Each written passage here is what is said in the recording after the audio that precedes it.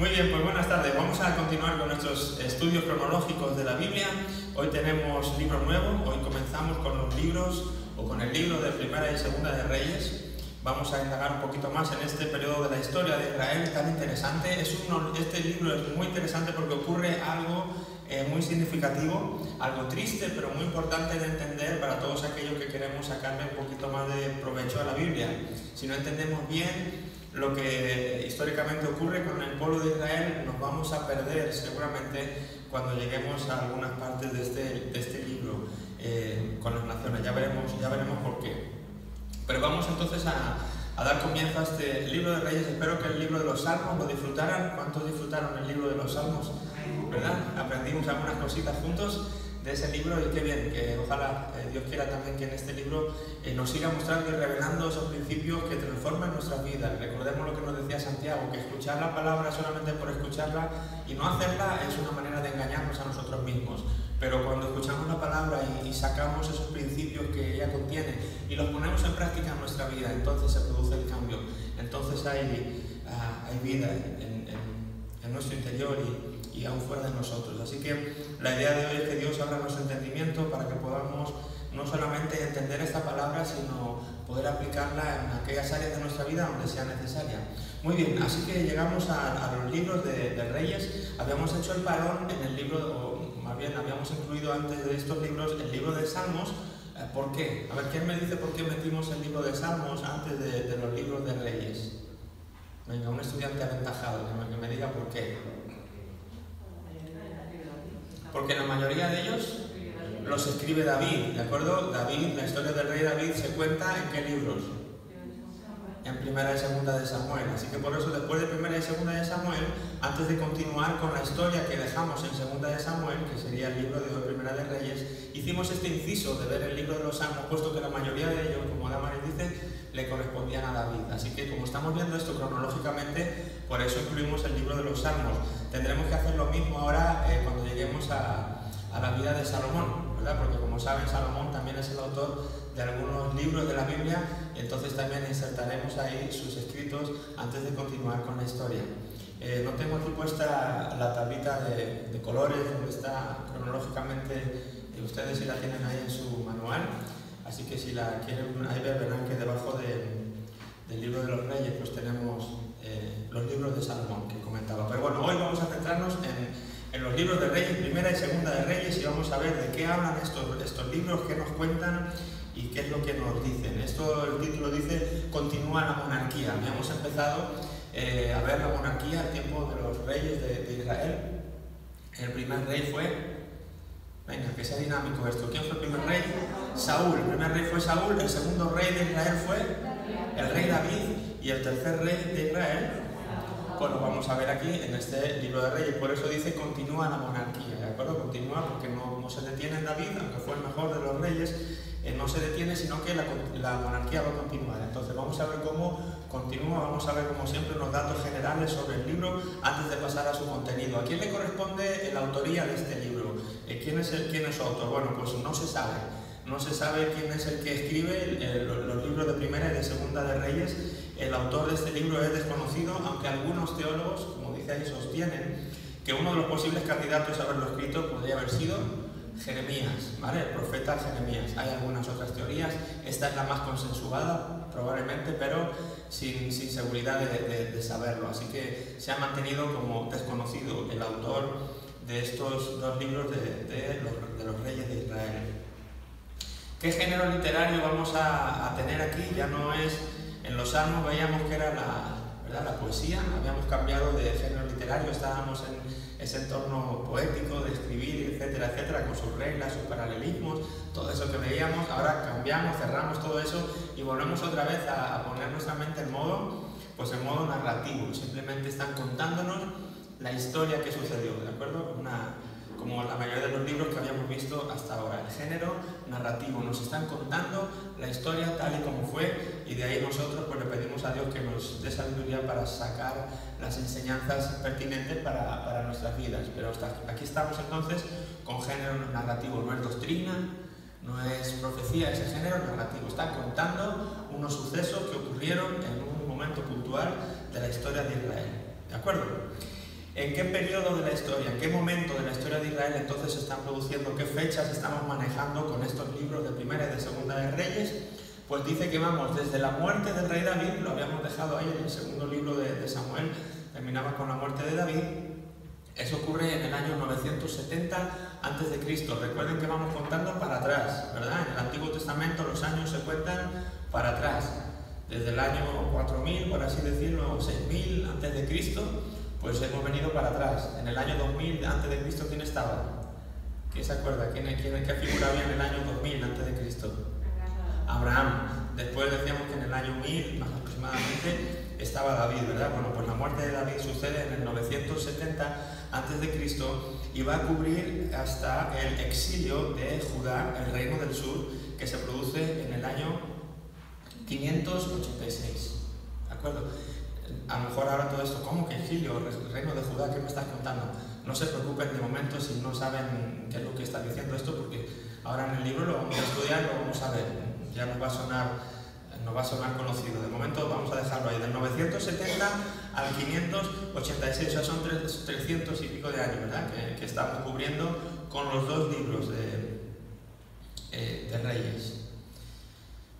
El contenido de estos libros dice que, como ocurre con Primera y Segunda de Samuel, ¿qué ocurría con los libros de Primera y de Segunda de Samuel? ¿Cuántos libros eran?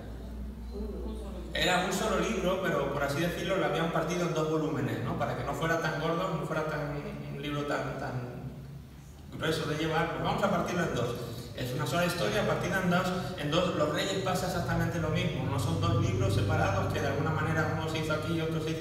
Era un solo libro que en un momento dado se separa por la mitad. Por lo tanto, la historia de Segunda de Reyes es una continuación de la historia de Primera de Reyes, porque cuenta como si fuera originalmente en un solo libro. Entonces, ¿qué comienzan a contar? Pues desde el reinado de Salomón, que es lo primero que empiezan a contar estos libros, o el primero de los libros, el reinado de Salomón. ¿Salomón quién era? Hijo del rey David. Así que, comenzando con el reinado de Salomón, hijo del rey David, va a narrar la historia del declive y la final disolución de la monarquía de Israel y la expulsión del pueblo de Dios de la tierra. Wow, suena interesante, ¿no? Aquí se va a tener estos libros, dice que se va a terminar la monarquía de Israel y vamos a contemplar la expulsión del pueblo de Dios de la tierra, ¿vale? Como dice por aquí, chiquita frase.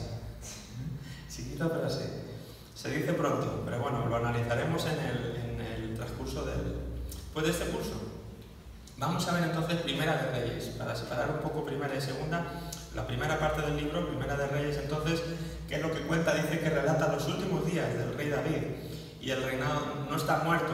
Cuando abrimos el libro de Primera de Reyes, no ha muerto. David está a punto de morir y ahí comienza el libro de Primera de Reyes. Empieza diciendo que David era muy mayorcito ya y entonces estaba a punto de morirse y tienen que arreglar quién le iba a suceder y entonces ahí arranca la historia.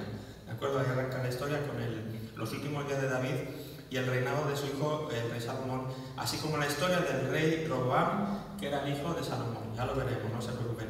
También cuenta la revuelta de las 10 tribus de Israel bajo el mando de Jeroboam y cómo se dividió el reino de Israel. ¿Vale? Esto es lo que decía al principio del estudio, que es un dato clave, que si no entendemos, cuando empecemos a leer estos libros nos vamos a hacer tan lío que no vamos a ser capaces de seguir el hilo de la historia. ¿De acuerdo? Porque va a hablar del rey Pepito y entonces vino el rey Juanito y dice, pero ¿cómo que vino el rey Juanito? Se acaba de decir que era el rey Pepito, ¿cómo dice ahora que era el rey Juanito? Por decirles un ejemplo, ¿verdad? Y es que estamos hablando de dos reyes, porque Israel, vamos a ver en este momento del libro, se divide. Hay una independencia, lo tenemos reciente aquí, ¿no? Lo que ha querido haber aquí, una independencia de una parte de España que ha querido de alguna manera separarse, no se ha conseguido, pero en Israel pues esto se consiguió. España, como cual si supuestamente se hubiera producido esta independencia de Cataluña, pues habría como dos naciones, ¿verdad? España y ahora el país catalán, como lo vienen llamado, dos naciones. Eso ocurre con Israel. Israel llega un momento en la historia en que hay una separación y Israel deja de ser una sola nación para convertirse en dos naciones. ¿De acuerdo? Y eso es muy importante saberlo para poder entender bien el hilo de todos los reyes sucesivos que nos van a estar contando estos dos libros. ¿Entendido? Muy bien. ¿Qué más cuenta? Cuenta los 5 reyes de Judá y los 8 reyes de Israel una vez que se divide el reino. Hay más en cada reino, pero eso continúa en Segunda de Reyes. Y en los últimos 6 capítulos de este primer libro de Reyes, habla sobre el profeta Elías Tisbita, al que Dios levantó en tiempos del rey Acab, rey de Israel. ¿De acuerdo? ¿Cuántos han oído hablar del profeta Elías? ¿Alguno le suena ese nombre? ¿Sí? Bueno, pues el profeta Elías, su historia viene aquí en el primer libro de los Reyes. ¿De acuerdo? Más o menos ese es el resumen de lo que abarca el primer libro de Reyes. Segundo libro de Reyes, la segunda parte entonces de este libro, continúa con el relato de estos 2 reinos que hemos hablado de Israel y los cautiverios asirio y babilónico. ¿Vale? No se preocupen, que ya lo explicaremos bien. En este libro también la historia queda dividida en 2. En la primera parte se narra lo que pasa en cierto periodo de la historia con uno de los reinos y en la otra parte se narra lo que pasó en la misma época en el otro reino. Por eso decía que si no se entiende esto es muy confuso y uno se hace tan lío que no sabe cómo continuar. Continúa también con el relato de Elías y también habla del sucesor de Elías, del profeta Elías, que fue ¿quién? Eliseo. ¿Recuerdan? Eliseo, lo del manto y los carros de fuego y todo eso. Bueno, pues esa historia también en Segunda de Reyes nos habla de ellos. Vean que aquí vamos a empezar a hablar sobre los profetas, que hasta ahora la actividad profética que en todos los libros que hemos leído ha sido muy pequeña.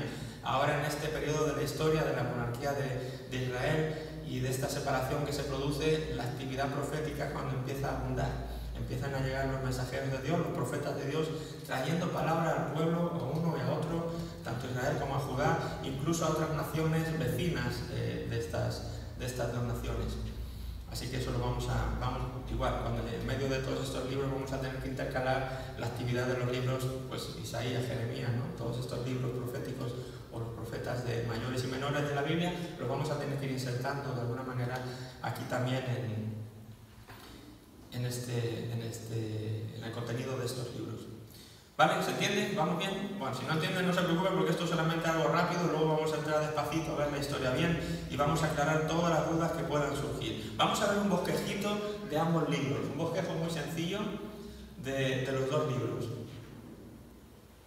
En Primera de Reyes, entonces, ¿qué consta? Más o menos que ya hemos dicho de lo que trata, pero hablando de capítulos, bueno, hemos hecho una división muy sencilla, del capítulo 1 al capítulo 11, los 11 primeros capítulos van a hablar del reinado de Salomón, ¿de acuerdo? Salomón, vamos a ver que David muere y empieza a hablar de Salomón y de cómo él empieza o continúa el legado de su padre y va a estar hablando de él, de su reinado, de cómo se comportó, de su vida, obras y milagros durante los primeros 11 capítulos del libro, ¿de acuerdo?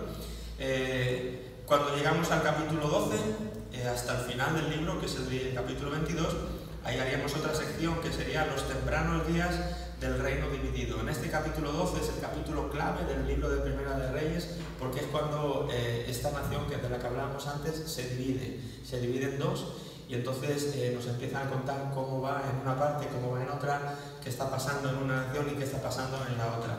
O sea, los primeros años de este reino ahora dividido, ¿de acuerdo? Este reino ahora dividido del 12 al 22. Y Segunda de Reyes, el segundo libro de Reyes, pues lo vamos a dividir también de una manera sencilla. Los 10 primeros capítulos van a contar la historia de Israel, que va a venir siendo el reino que se queda en la parte norte, ¿de acuerdo? Y si Israel era toda una nación, pues se va a dividir en 2, digamos que se va a dividir en norte y en sur. Entonces la parte norte se va a llamar Israel y la parte sur se va a llamar Judá. Van a ser los 2 reinos que van a quedar. Así que los 10 primeros capítulos van a hablar de lo que acontece en el reino del norte. La historia de Israel y de Judá, que es el reino dividido, pues va a hablar de los 2 reinos del 11 al 17 y luego va a hablar solamente del reino de Judá, el reino solitario, del 18 al 25. Ya veremos por qué dice ahí que el reino solitario, ¿de acuerdo? Lo entenderemos más adelante. Prepárense para noticias fuertes, ¿vale? Respecto a la historia de Israel. Si habíamos visto desobediencia, si habíamos visto terquedad en el pueblo saliendo de Egipto, si habíamos visto frustraciones, pero ¿cómo puede ser que después de los milagros que han visto en esta nación no puede ser con ella? Bueno, agárrense porque vienen curvas. Agárrense porque vienen curvas. No, lo que va a acontecer en estos libros tampoco es así, wow, ¿no? Hemos visto a David más o menos enderezando a la nación, trayendo la unidad a la nación, derrotando a todos sus enemigos alrededor y más o menos gozando de un periodo de estabilidad. Salomón va a continuar un poco con ese periodo, pero acabando con Salomón las cosas van a empezar otra vez a ir muy cuesta abajo y vamos a ver noticias muy tristes relacionadas con el pueblo de Dios. Pero qué bueno que la Biblia no se nos dio para poner nuestros ojos en el pueblo de Dios, porque si no estaríamos todos tristes cuando acabara la Biblia. Sí, mira, qué depre tengo encima, no ha podido este pueblo, ¿no? Qué desastre, ¿cómo puede ser? Estos son mis antepasados, yo no quiero, no, teníamos una visión muy negativa. Pero la Biblia no se nos dio para hablarnos principalmente del pueblo de Dios. ¿Para qué se nos dio la Biblia? ¿Para hablarnos de quién?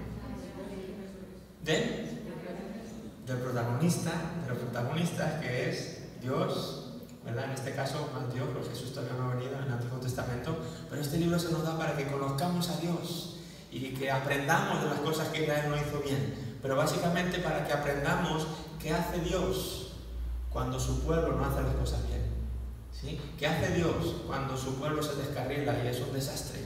¿Cómo actúa ese Dios? Ese debe ser mi primer énfasis, no tanto qué hizo el pueblo, sino qué va a hacer Dios ahora que el pueblo ha hecho esto, porque probablemente eso es lo que vaya a seguir haciendo contigo y conmigo. Israel pasó, el que no pasó es Dios. Dios era, es y será, Él no tiene fin, Él es eterno, Él está fuera de todo el tiempo. De acuerdo a su carácter, en el Antiguo Testamento es el mismo que ahora. Jesús vino a revelar el carácter del Padre, el corazón del Padre, y eso permanece para con nosotros hoy. Los tiempos pasan, los pueblos van y vienen, los límites fronterizos, la política, todo cambia, las naciones, mira, será, según cuánto dure esto, estará sujeta a miles de cambios, pero hay uno que no cambia. Sí, ese es Dios. Y en Él es el único que podemos poner nuestros ojos y decir, qué bueno que puedo aprender de ti, qué bueno que mi mirada la puedo poner en ti, y que lo que hiciste con tu pueblo lo puedes hacer hoy también conmigo. Así que, a pesar de la tristeza de Israel, nuestro modelo no es Israel, nuestro modelo aquí es, vamos a aprender de Dios, vamos a aprender, claro, de si hay algo bueno que aprender de Israel, o que no aprender de Israel, lo vamos a hacer, pero siempre nuestra mirada en, Señor, y ahora que ha pasado esto, en esta narrativa que me cuentan aquí, ahora que aprendo de ti, ¿cómo manejas tú esta situación?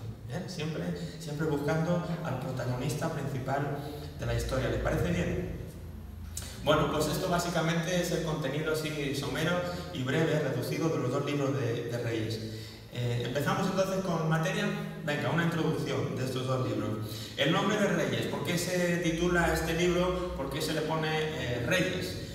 Bueno, pues es obvio, ¿no? Porque lo que va a estar contando básicamente son todos los distintos reyes que vamos a ver y sus reinados, tanto en una nación como en la otra. Dice aquí que los reyes de Israel y de Judá van a ser como ese hilo conductor que nos van a llevar por todo el libro. Por lo tanto, es muy apropiado que este libro se llame el libro de los reyes, ¿verdad? El primero y segundo volumen, pero el libro de los reyes. Dice que es posible contemplar la historia de una nación como el resultado de, por ejemplo, fuerzas políticas, fuerzas económicas, fuerzas militares, fuerzas sociales. Podemos contemplar las naciones desde este punto de vista, pero dice aquí que es fácil perder de vista que hay un aspecto primordial siempre en el desarrollo de los pueblos y de las naciones, y que es el aspecto teológico. Aunque haya gente atea, hay gente que diga que no crea en Dios y lo que tú quieras, siempre el desarrollo de las naciones, el transcurso, los sucesos, los deberes de las naciones vienen dadas por un aspecto que es muy importante, que es el teológico, aunque la gente, como digo, quiera seguir intentando tapar eso, ¿no? Y ver que este país es bueno y próspero por el armamento militar, o aquel país no prospera porque pobreza, o aquel porque no, ¿verdad? Y empezamos a ver fuerzas que quizás no atienden del todo a la raíz principal de por qué una nación prospera o no prospera, y esto lo hace en base al aspecto teológico, por así decirlo.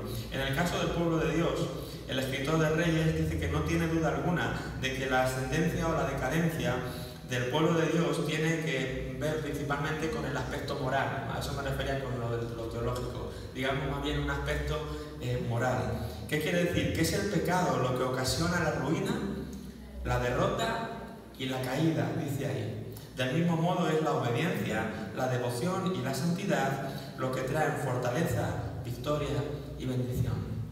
¿Sí? ¿Por qué oramos aquí por España cuando suceden cosas a nivel político, leyes que se van a pasar, etcétera, etcétera? Con todo esto que hemos visto de la LGTBI y demás noticias que nos ponemos a orar, porque entendemos que cuando una nación abraza moralmente asuntos que son contrarios a la palabra de Dios, eso no le va a traer nada bueno a esa nación. Y al contrario, cuando una nación empieza a abrazar los principios morales de la palabra de Dios, empieza a alinear sus decisiones y sus acciones con el corazón de Dios o con la palabra de Dios, esa nación va a prosperar, independientemente de su estado militar, social, político, etcétera, etcétera. ¿Sí? Mucho del declive o del ascenso de las naciones viene dado por el componente teológico moral de esos pueblos y de esas naciones. Por eso es tan importante que oremos para que Dios dé sabiduría y temor de Dios a los gobernantes para que tomen justas decisiones basadas en la palabra de Dios y en los principios morales de Dios, y no tanto en lo que sea políticamente correcto o lo que más interese o otras muchas cosas que se tienen en cuenta, ¿de acuerdo? Y esto lo vamos a ver claramente en la nación de Israel en este libro de Reyes, ¿sí? Como la fidelidad al pacto de Dios, la obediencia a los mandamientos, a los estatutos de Dios como nación, les hace prosperar o les hace decaer. No importa si es el pueblo de Dios, aun siendo el mismo pueblo de Dios, no es un trato de favor, porque como son mis hijos, entonces da igual lo que hagan, no. Esto no tiene que ver con que si es mi pueblo o no es mi pueblo, esto tiene que ver con que da igual quién seamos. Da igual si sea creyente. Mira, si una nación incrédula y que no cree en Dios empieza a tomar decisiones en base a la palabra de Dios, esa nación va a prosperar.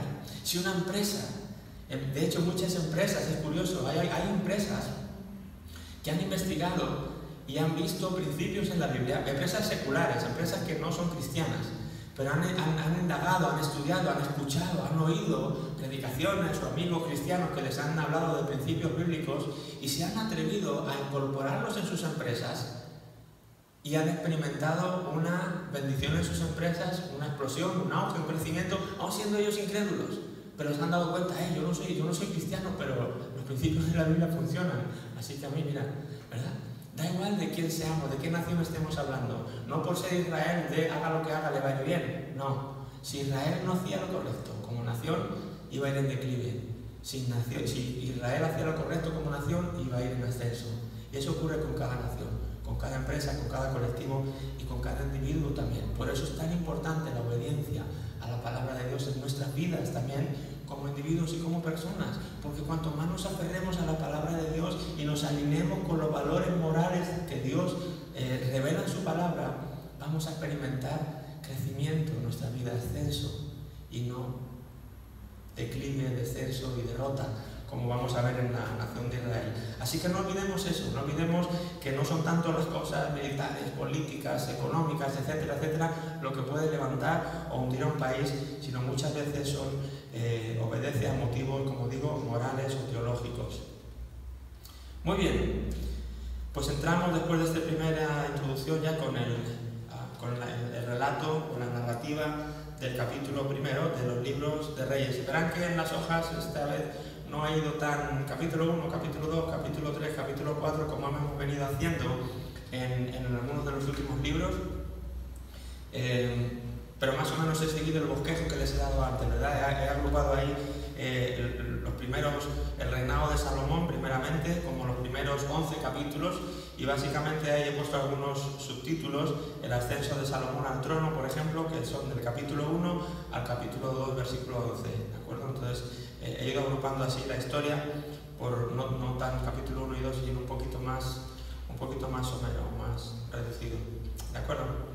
Así que decimos, la primera parte hemos dicho que eran del 1 al 11, los 11 primeros capítulos hablábamos de todo el reinado de Salomón, y luego en el capítulo 12 la división de los dos reinos en adelante. Así que vamos a ver esa primera parte y vamos a ver dentro del reinado de Salomón los primeros capítulos que hablan del ascenso de Salomón al trono, ¿de acuerdo? El ascenso de Salomón al trono. Muy bien. ¿Qué dice? Dice que el rey David, lo que empieza contando el capítulo 1, como hemos dicho antes, es que el rey David ya era mayor, tenía sus 70 años y ya el hombre estaba ahí, pues ya ni entraba en calor, estaba ya en sus aposentos y un poco ya esperando pues, su partida.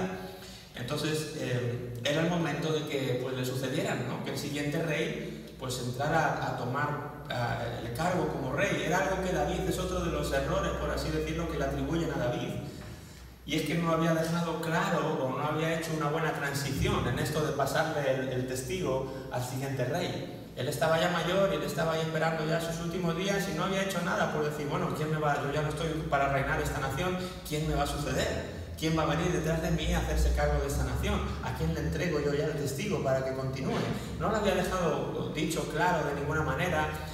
Lo único que se sabía era que en un momento dado a su esposa Betsabé le había dicho que el que iba a sucederle era su hijo Salomón. ¿De acuerdo? Eso es lo que le había prometido. Mira, este hijo va a ser el que me suceda a mí en el trono. Era una conversación que había tenido con ella, probablemente sus conocidos, sus más cercanos lo sabían también, pero fuera de ahí no había hecho ninguna otra cosa para anunciar que su sucesor iba a ser Salomón. Probablemente ni le correspondía, no era el hijo mayor. En el momento en que David estaba ya en sus últimos días, no era el hijo mayor de él que le tocaba, como para que le tocara sucederle en el trono, pero esta palabra se la había dado a Betsabé, se la había prometido David a Betsabé. Así que, como dice aquí, no le correspondía haberlo hecho. Dice que al no haber una ceremonia pública de nombramiento, pues ¿qué pasó? Que llegó uno de sus hijos, probablemente es el mayor de los hijos vivos que quedaban de David. Entonces este Adonías pues siente el celo, ¿no? el deseo de querer, yo soy el mayor de los hijos de David, a mí me correspondería realmente tomar el testigo de mi padre en esto del reino. Y además, mira, él no ha hecho nada, no ha habido ninguna ceremonia pública, el hombre se está ya muriendo. Yo creo que es mi oportunidad de aquí hacer algo y hacerme yo con el mandato, con el reino.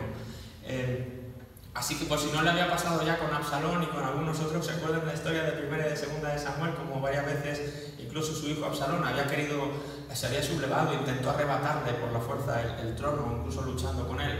Cuando parecía que ya todo esto había pasado, pues ahora en sus últimos días es su hijo Adonías, de nuevo el que quiere intentar aferrarse o tomar el trono de Israel, por así decirlo, no tanto por la fuerza, pero sí a escondidas, ¿verdad? Este hombre lo que hace es que va a coger unos cuantos y se los lleva por ahí, pues, igual, para intentar proclamarse rey, aprovechando que su padre no había dado muchas instrucciones claras al respecto y, digamos, aprovechando un poco la confusión, la nube de humo, pues este hombre intenta meterse ahí para conquistar el reino.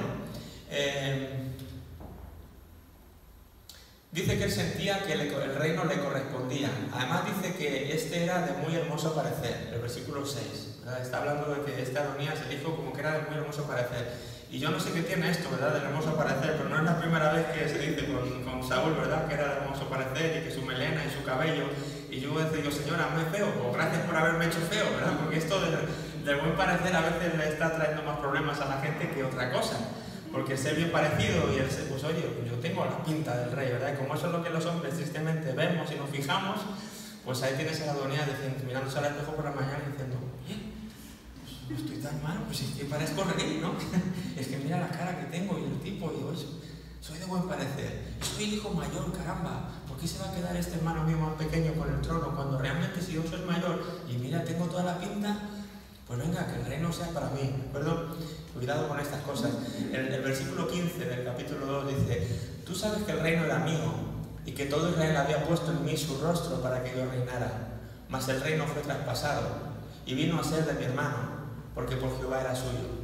¿De acuerdo? Estas son palabras de Adonías, de este hijo que intentaba ser rey. Qué delicado, ¿verdad? Cuando permitimos que estas cosas pasen, cuando no entendemos ciertos movimientos que Dios hace en nuestra vida, por así decirlo, ¿no? Yo me imagino es fácil ponerse en el lugar de él o criticarle quizá por lo que hizo, pero si nos ponemos en sus zapatos por un momento, intenten ponerse en su lugar, ¿de acuerdo? Una persona que está viendo de alguna manera como una injusticia en sus propias carnes, a razón de que le van a dar el reino a mi hermano cuando no le corresponde.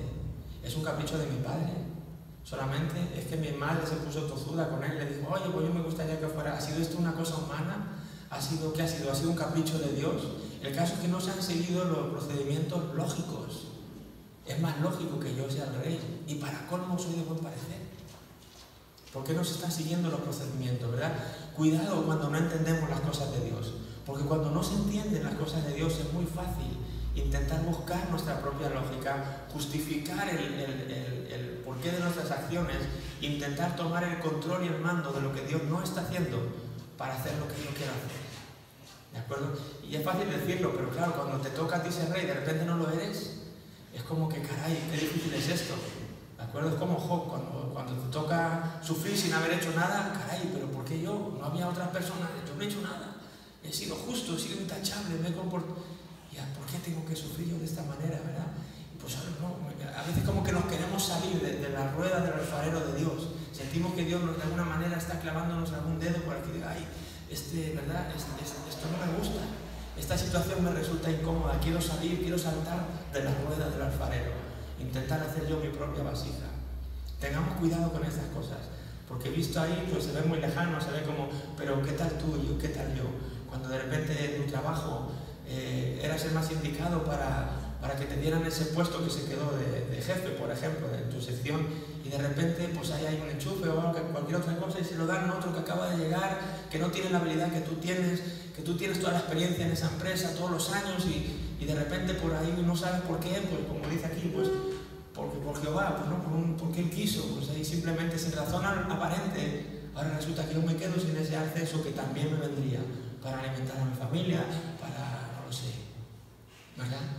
Pero qué inteligente es intentar siempre ver a Dios detrás de las circunstancias de nuestra vida y amoldarnos a lo que está pasando, porque a los que aman a Dios, ¿cuántas cosas les ayudan a bien? Las que entendemos y las lógicas, o las que no entendemos y son ilógicas también. Todas las cosas nos ayudan a bien, a los que amamos a Dios, ¿verdad? Pero qué difícil es cuando nos toca a nosotros vivirlo en primera persona y ver situaciones que no entendemos, que nos afectan negativamente y que encima, pues a lo mejor hasta la gente le estaba diciendo, ¿no? Dice que todo el mundo le veía ya como rey. No, pues seguro que el siguiente rey, David no ha dicho nada. Yo imagino las habladurías, los comentarios de la gente por ahí, de su entorno. No, pues si mira, si David ya se está muriendo y no ha hecho nada, pues seguramente que el rey va a ser Adonías. ¿Cómo no? Pues es el mayor. Y además mira, que es buen parecer y seguro que él va a ser el rey. Y todos estos comentarios, quizás él también, pues seguramente, pues mira, si hasta la gente lo dice, es lo lógico, es lo que toca, diríamos hoy. Bueno, pues aparece Dios y dice, no, pues no toca. Recuerdo la historia de los hijos de José también, ¿no? Cuando va a que lo bendiga su padre, ¿verdad? ¿Y qué es lo que hace el padre para darle la bendición? José estaba ya preparado, bueno, este que es el mayor a la derecha y este que es el otro a la izquierda, para que papá, aunque no ve, solamente extienda sus dos manitas y les dé la bendición que le corresponde a cada uno. La lógica, la de la derecha, la bendición grande para el mayor, y esta bendición que es menor para el menor. Eso es lo que toca, eso es lo lógico. Pero llega el padre y hace así, y cruza las manos. ¿Qué tal cuando Dios cruza las manos en tu vida? Aquí Dios le estaba cruzando las manos a Adonías otra vez. Llegó Adonías y Dios le cruza las manos. ¿Y José qué hizo? Papá, te estás equivocando. Por favor, el mayor es este, por favor, déjame que sé lo que estoy haciendo. No te metas, José, que sé lo que estoy haciendo. Es que no lo entiendo. Da igual, es que a Dios no hay que entenderle. A Dios hay que amarle y obedecerle, sabiendo, confiando en que siempre sus tratos para nuestra vida son lo mejor, sean estos los que sean. ¿Sí? ¿Qué lección más sencilla? Pero qué difícil de vivirla cuando nos toca. Bueno, aprendamos que estas historias están ahí para que podamos no repetirlas. Vale, así que aparentemente lo que tenía que haber sido no fue. Adonías, aún así, se quiso proclamar como rey, y lo que va a ocurrir entonces es que se entera el profeta. El profeta se entera de este movimiento de Adonías, que se quiere proclamar rey, y entonces va corriendo y lo habla con la esposa. Ya creo que David ya no estaba muy para hablar, ni para nada, ni para tener conversaciones muy lúcidas. Entonces va con la esposa y dice, ¿tú te estás enterando de esto? ¿Qué? No, porque Adonías está proclamando rey, ha llevado a unos y a otros, y algunos sacerdotes y alguna gente ahí para proclamar. No, pero pues si era Salomón, si Dios, David me lo prometió a mí, claro, pero pues entonces, como no pases tú y hables con David, este hombre se va a hacer rey. No, pues ahora mismo entro y hablo con él. Entonces ahí Betsabé entra a hablar con David y le dice, oye David, el rey, mira lo que está pasando. ¿No habías dicho tú que iba a ser Salomón? Porque está pasando esto. No, ¿cómo que está pasando esto? No, claro, es Salomón, yo lo dije, yo te lo prometí. Bueno, pues habrá que hacer algo. Entonces ahí entra el profeta, hacen ahí todo ese juego, ¿no? De que como que hacía como que no lo sabía, como que llegaba de improviso. Entonces llega ya el profeta, rey, que mire, usted ya ha dado la orden de que Adonías sea el rey. No, yo no. Pues es que se va a proclamar rey si usted no hace algo. Total, que ahí rápidamente pues tienen esa reunión de urgencia, por así decirlo. Convocan esa reunión con carácter urgente y rápidamente se pone manos a la obra el rey David para arreglarlo como él lo quería arreglado, como ella lo había hablado, planeado y prometido a Betsabé. Así que rápidamente pues llaman a Salomón y llaman al profeta y llaman al sacerdote, y qué bueno que los peces gordos, por así decirlo, en toda esta actividad no se habían ido con Adonías, habían quedado ahí con David. Así que pues ellos son los que se encargan de traer orden a esto y nombrar a Salomón como el legítimo sucesor del rey David para reinar sobre Israel. Así que bueno, pues lo llevan a cabo, le ungen con aceite, hacen toda la reunión. Pues, entonces claro, ahora Adonías se entera, alguien le dice: oye Adonías, no te ha salido bien la jugada, resulta que ya se oyen ahí, ¿no? Estás oyendo, pues están coronando a Salomón como rey, está el profeta, está el sacerdote, están los peces gordos, está David tu padre, o sea, olvídate que esto ya, así que ahí te quedas. Yo si te he visto no me acuerdo, y ahí está un poco como Puigdemont y los consejeros, pues algo parecido, ¿no? Algo parecido, a todos le dan la espantada, le dejan solo ahí al pobre Adonías, y se ve pues con el agua, con la soga al cuello, así que no se le ocurre más que bueno volver e intentar que le perdonen, que no le maten. Vuelve ahí con su padre, le pide que le perdonen la vida, y de alguna manera David lo hace momentáneamente y le permite estar ahí. Pero bueno, pues Salomón entonces, como decíamos, es coronado rey, se va a hacer cargo del reinado del pueblo de Dios a partir de ese momento. Entonces el capítulo 1 es lo que nos está viniendo a decir. Cuidado cuando no entendemos las cosas. Bueno, esto es lo que hemos dicho ya, gracias a la intervención de Betsabé, y todos estos son los que hacen que Salomón sea el rey.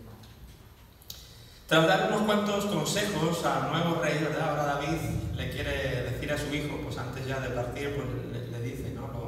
lo que él cree, le da unos cuantos consejos sobre cómo manejarse en el reino. Básicamente, pues lo que todo padre yo creo que le diría a sus hijos, ¿no? Obedece a Dios, hijo. Ante todas las cosas no te apartes de sus estatutos, de sus mandamientos. Consulta a Dios, no te apartes de él y todo te va a ir bien. Si te apartas de él, pues no te va a ir tan bien. Ha sido el mensaje claro que se viene dando desde todo el Antiguo Testamento, siempre que alguien se va a ir, ¿no? Desde que Josué, mira que te mando que te esfuerces, no te apartes de este libro de la ley. ¿Recuerdan? Moisés y la transición con Josué es el mismo mensaje. No te apartes de Dios, no te apartes de Dios, no te apartes de su palabra. Ponla por obra, obedécela para que te vaya bien. Porque si no, no te va a ir bien. Por mucho profeta, hijo o pueblo de Dios que seas. Es lo que decíamos antes, la obediencia a la palabra de Dios, el alinearnos con los valores morales de Dios es lo que trae a nuestra vida la bendición. Así que David termina su andadura en esta tierra después de dar estos consejos, después de 40 años de reinado. Recuerdan que fue 7 años sobre Judá y después otros 33 sobre todo Israel. Así que David reinó 40 años en total. ¿Cuántos reinó Saúl? ¿Cuántos recuerdan cuántos años reinó Saúl sobre Israel? Venga, más que 40, pero esta puede ser 40, 50, 60 o 70. Esta no vale. 40, 50, a ver, ¿quién no más? 30, 40. ¿Cuánto más? 30. No, 40 años, para que se les grabe, ¿sí? Para ya no se les olvide. Saúl, 40. David, 40. Salomón, 40. Aunque no haya discrepancia. Los tres primeros reyes de Israel van a durar lo mismo. Después vamos a ver que muchos reyes van a durar 1 año, 2, 17. Pero los 3 primeros, para que no nos perdamos, 40, 40 y 40. En total los 120 congregados en el aposento alto. Voy a sacar aquí una teología ahora de los números. 40 años David, igual que Saúl, son los que reinó sobre Israel. Pero no sin antes de partir, también le quiere encargar algunos asuntos con los que él no ha lidiado. Algunas personas que hubo en su reino que no hicieron las cosas bien cuando él era rey, cuando David era rey, como Joab, el capitán de los ejércitos, que mató a gente inocente sin el consentimiento de David. ¿Recuerdan cuando vimos esta historia? Simei, que era el que le engañó también a Mefiboset y se fue a decirle al rey David que no le había acompañado porque le había dejado para quedarse con las tierras. Algunas personas que le habían hecho alguna noticia a David cuando era rey, que no se habían comportado de una manera honorable y leal al rey. Entonces él en su momento no trató con ellos, pero ahora antes de irse, yo no sé si no lo hizo por cobardía o por dejadez o por qué razón, no lo sé.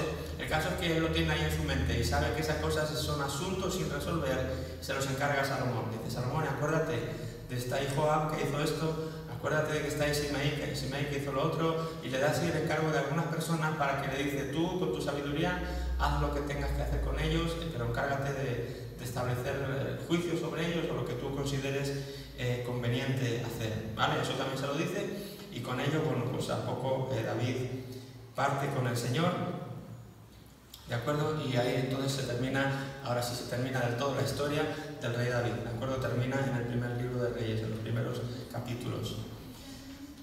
¿Alguna pregunta de esto? ¿Se entiende bien? ¿Sí?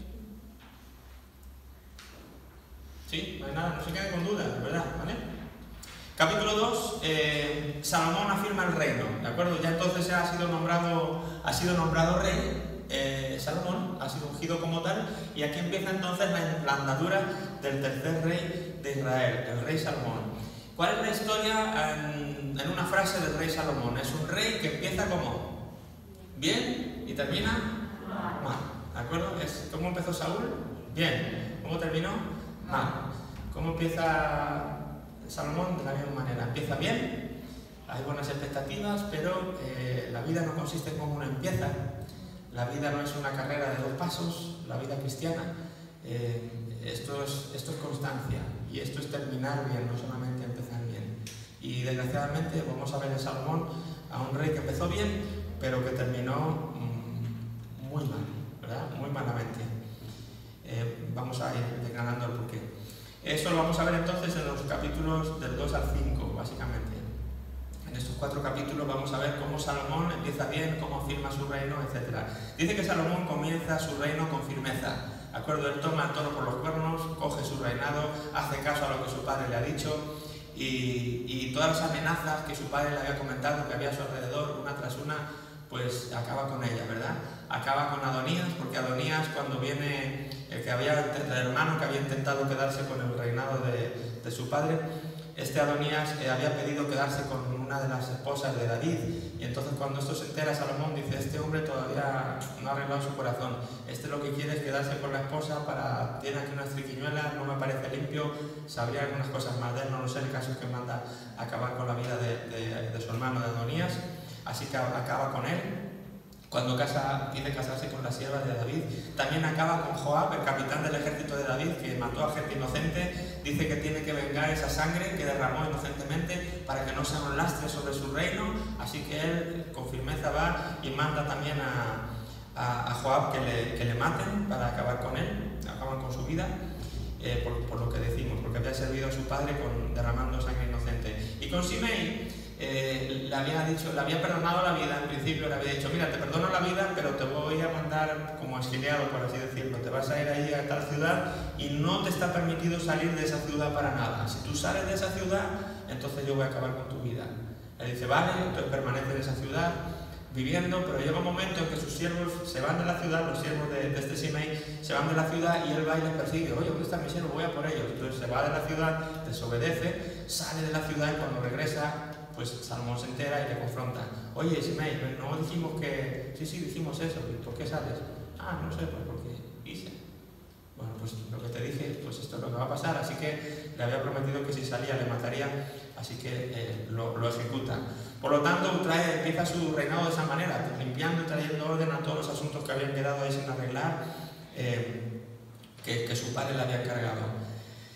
Dice que no solo se ocupa de sus opositores internos, ¿verdad? Esto eran gente que veía como amenazas para el reino, tanto uno como el otro decía: si yo los dejo aquí me van a empezar a hacer vicias y este reinado nunca va a poder prosperar como debería prosperar. Entonces los veía como una amenaza interna, pero no solamente él veía amenazas dentro del reinado, sino él también veía amenazas fuera de su reino.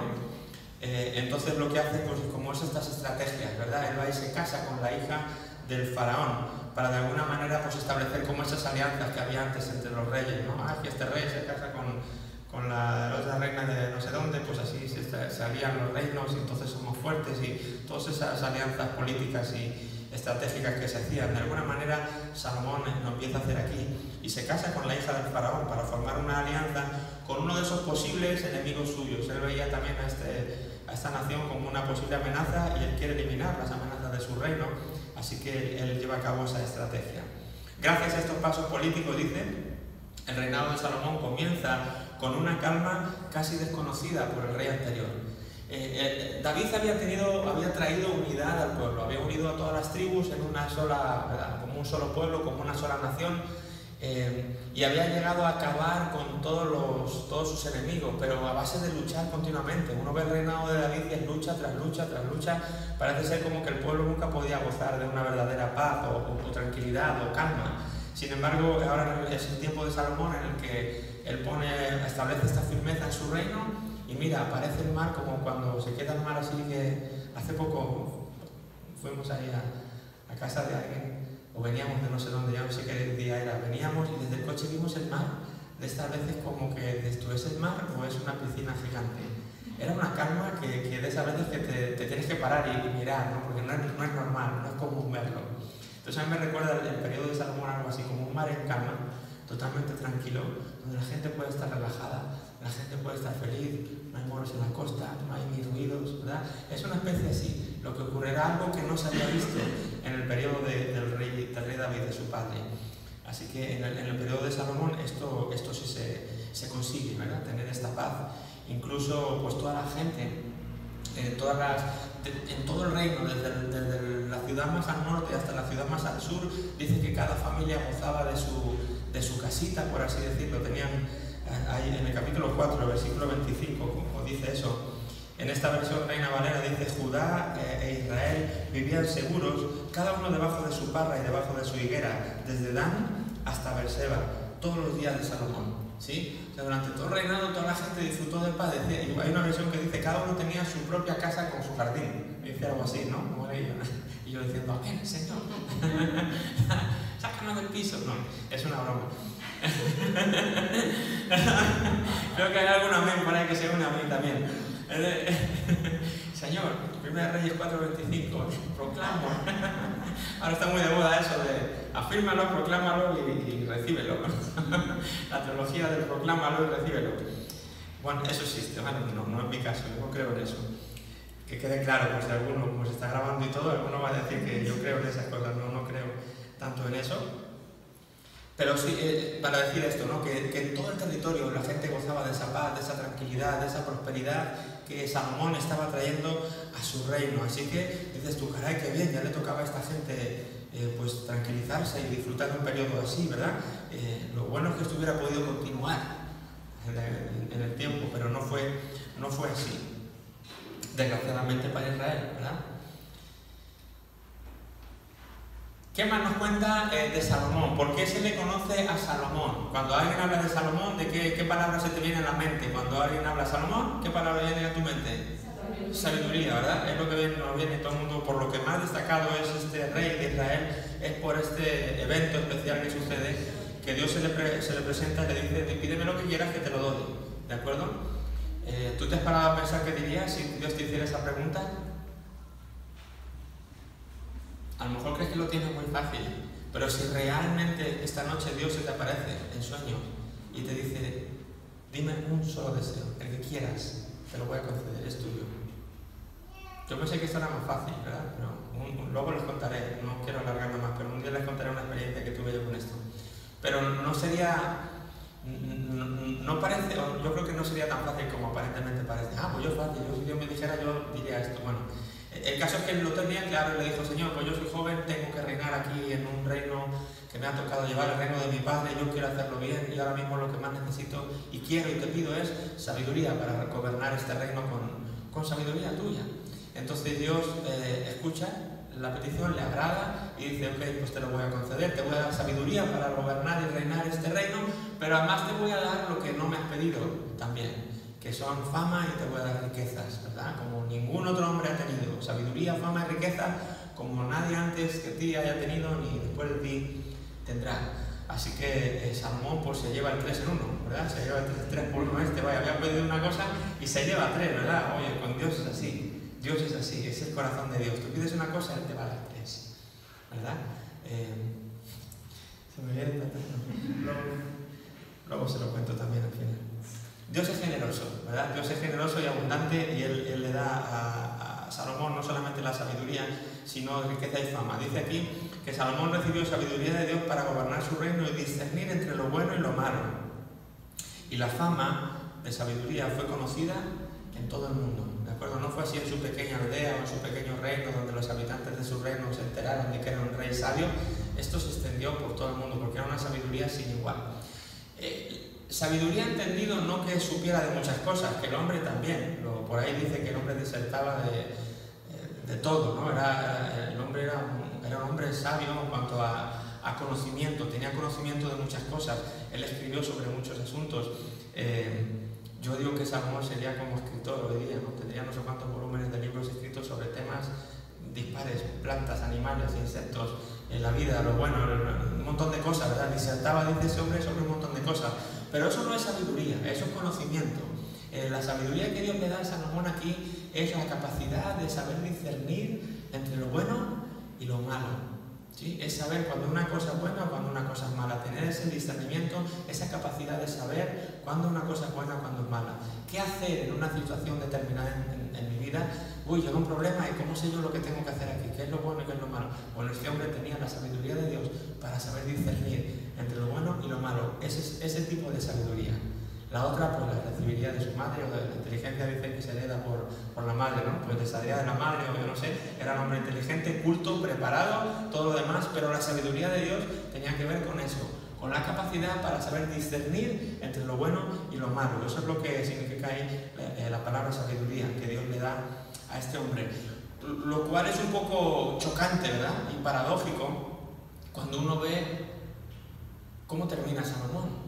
¿Verdad? Porque al final Salomón termina arruinado a base de haber tomado malas decisiones, ¿verdad? Y uno dice, entonces, ¿cómo es eso? De si él sabía lo que... Bueno, será una pregunta que dejaremos para el final, pero la intentaremos dar respuesta entre todos, ¿vale? Pero esa era la sabiduría que Dios le va a dar. Y su fama, como digo, y sus riquezas van a ser conocidas en todo el mundo conocido en ese entonces. Destacar aquí el corazón bueno y noble de Dios, tras darle a Salomón, lo que hemos dicho antes, no solo la sabiduría que pidió, sino también lo que no pidió, riquezas y gloria. Esto sería útil si Salomón andaba en los caminos de Dios como lo hizo su padre David. Y si anduvieres en mis caminos, guardando mis estatutos y mis mandamientos, como anduvo David tu padre, yo alargaré tus días. ¿De acuerdo? De nada vale tener sabiduría si no hay obediencia. Una vez más, la obediencia a la palabra de Dios. Y no me cansaré de repetirlo y de decirlo. ¿Por qué? Porque la palabra de Dios no se cansa de hacerlo. La obediencia a la palabra de Dios es la clave del éxito para nuestra vida cristiana. ¿Sí? Podemos tener sabiduría, dones del Espíritu, todo lo que tú quieras echarle. Cuando empecemos a apartarnos y no a obedecer la palabra de Dios, estamos empezando a ir cuesta abajo en picado. ¿De acuerdo? Solamente sería útil todo esto si... Condición, si anduvieres en mis caminos y si guardares mis mandamientos y mis estatutos, entonces yo, ¿de acuerdo? Dios siempre cumple sus pactos, Dios siempre cumple sus promesas, pero hay veces que Él promete cosas en base a una condición. Si mi pueblo se humillare, ¿verdad? Si se humillare mi pueblo, sobre el cual mi nombre es invocado, y esto, entonces yo, y a veces nosotros reclamamos la parte de Él. Pero es que hay promesas que no podemos reclamarle a Él si no estamos haciendo la parte nuestra, porque es una condición. Si tú haces esto, entonces yo. Y Él nunca, no se va a dar el caso de que si tú haces tu parte, si yo hago mi parte, Dios diga, no, pero es que me cansé. Yo sé que tú hiciste tu parte, pero es que hoy se me olvidó hacer la mía. Jamás Dios ha roto una promesa suya. Jamás la romperá. Jamás. Los pactos, las condiciones, las promesas de Dios nunca se van a romper por su lado. Siempre se van a romper por el nuestro, sí se rompen, porque nosotros no somos capaces de hacer nuestra parte. Así que todo esto iba a ser muy útil, la riqueza, la fama, todo eso si Salomón se mantenía fiel y obediente a la palabra de Dios. Cuando dejara de hacer eso, todo eso que Dios le había dado, pues no iba a servir para nada. Tristemente es lo que ocurrió. Enseguida demuestra su sabiduría en el caso de estas dos mujeres. Han leído el relato, han podido leer algunos capítulos antes de venir. Recuerden esta historia de las dos mujeres que llegan ahí. ¡Oh, vicerrey, que mira qué pasó!, ¿no? Y nos cuenta la historia, dos mujeres reclamando un bebé que era de las dos, ¿verdad? Oye, no, mira que yo estaba... Las dos teníamos un bebé y entonces ella se echó sobre su bebé en la cama, cuando dormida se dio la vuelta y sin querer le mató, y entonces cogió a mi bebé vivo y se le puso con ella y a mí me puso su hijo muerto. Entonces yo vengo aquí a que me des el hijo porque es el mío. Y la otra, no, ¿qué está diciendo? Esta mujer está mintiendo, este hijo es el mío. Y imagínate qué papelón, ¿verdad? Vienen dos mujeres diciendo que su hijo es el suyo, no había pruebas de ADN o esas cosas que hay ahora para saberlo, discernir, y el rey tenía que tener sabiduría. ¿Qué hago? ¿Qué es lo correcto aquí? ¿Qué es lo que está bien y qué es lo que está mal hacer en este momento? Sabiduría de Dios. Entonces, ¿qué le dice? Bueno, pues está muy fácil, esto es muy, muy sencillo. Tráigame una espada. Vamos a cortar el niño por la mitad, mitad para cada uno, ya está, problema resuelto, ¿verdad? Así de fácil, Salomón, y que la espada viene, ¿verdad? Entonces, claro, automáticamente, una dijo, pues sí, pues me parece justo. Y la otra dijo, no, el niño es de ella, déselo, ella es la mamá verdadera. No le hagan nada al niño. Salomón dijo, ya sé, ¿verdad? Ya sé de quién es el niño, de la que intentó protegerle. Así que bueno, pues esto fue como algo, pues no era una sabiduría común o popular en su tiempo, y de repente, oye, ¿saben lo que hizo el rey? Mira, llevaron estas dos mujeres y eso se empezó a extender por ahí. Oye, que este rey, ojo, lo sabe, ¿qué? Y eso es uno de los pocos relatos que nos cuenta la palabra de Dios, pero esa manera de comportarse, de saber qué hacer en las decisiones de la vida, pues empezó a ser algo destacado en este rey, que no solamente se quedó en su reino, como digo, sino que esta sabiduría comenzó y traspasó fronteras, y gente de otros pueblos y otras naciones empezaron a oír de la sabiduría de Salomón. El reino se establecía y todo Israel gozaba de una paz y de bienestar excepcional. Y este es el versículo que hemos leído antes, de que todos tenían su casa con jardín, ¿vale? Sí, es que una versión lo dice así, creo que es la Nueva Traducción Viviente. En medio de esta paz, dice Salomón, entiende que es el momento idóneo para llevar a cabo la construcción del tabernáculo que le encargó su padre. Bueno, más bien, eso está mal, tenía que ser templo, ¿de acuerdo? La construcción del templo que le encargó su padre.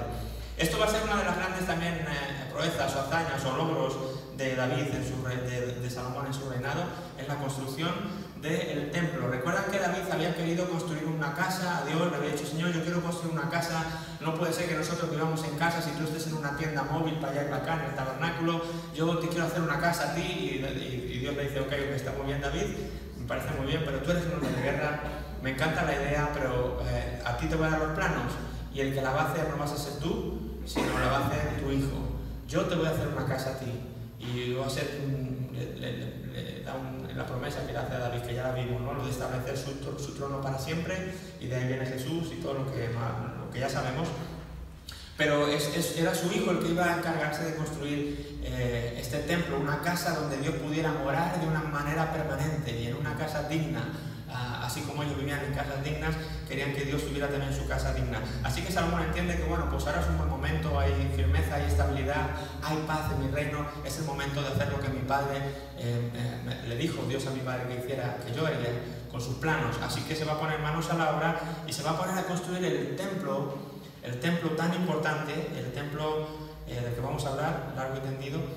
Ese es el templo que sigue dando que hablar hoy, ¿verdad? Con el tercer templo, los judíos todavía queriendo reconstruir el templo, y esto tiene mucha amiga. Bueno, pues aquí se están gestando esa idea de hacer el templo, esa casa, para que Dios habite. Así que él cree que es el momento idóneo para hacerlo y se va a poner manos a la obra para construir ese templo. La construcción del templo empieza entonces en el capítulo 6 hasta el capítulo 10. Vamos a estar hablando de eso el miércoles que viene, porque nuestro tiempo se ha terminado, ¿de acuerdo? Quiero dejar unos minutos si alguien tiene alguna pregunta, son justo en punto ahora, un minuto pasa con mi reloj. Pero todo lo dejamos aquí, ¿vale? Lo dejamos en la construcción de Salomón en el capítulo 6 para el miércoles que viene. ¿Alguien tiene alguna pregunta que no le ha quedado clara o algo que no se entendió, que no me explique bien? ¿Alguien? ¿Nadie? ¿Todo bien? ¿Interesante? ¿Parece interesante la historia de los reyes de Salomón? Se va a poner muy interesante, y va a haber mucho dinamismo a partir de unos capítulos más adelante. Muy bien, pues yo no tengo nada más, solo quiero pedir que alguien ore también para despedir este tiempo y dar gracias a Dios por todo lo que hemos visto. Han sido muchas cosas, una hora aquí sin parar de hablar, son muchas ideas. Yo pido a Dios que de todas las ideas, yo sé que las necesidades de todos no son las mismas, pero le pido a Dios que Él pueda tratar con cada uno pues según la necesidad que cada uno tengamos. De todas las lecciones que hemos visto y ideas que hemos contemplado, que Dios pueda en nuestro corazón afianzar aquella que más necesitemos y que podamos implementar en la vida de cada uno. Así que si alguien quiere orar en esta línea, pues agradezco.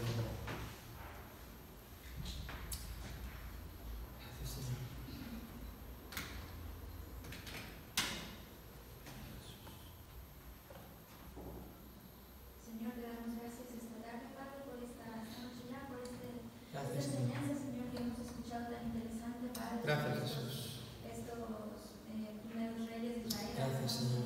Salomón, Señor, Gracias, es muy Dios. interesante, Padre, como Gracias, Señor. esta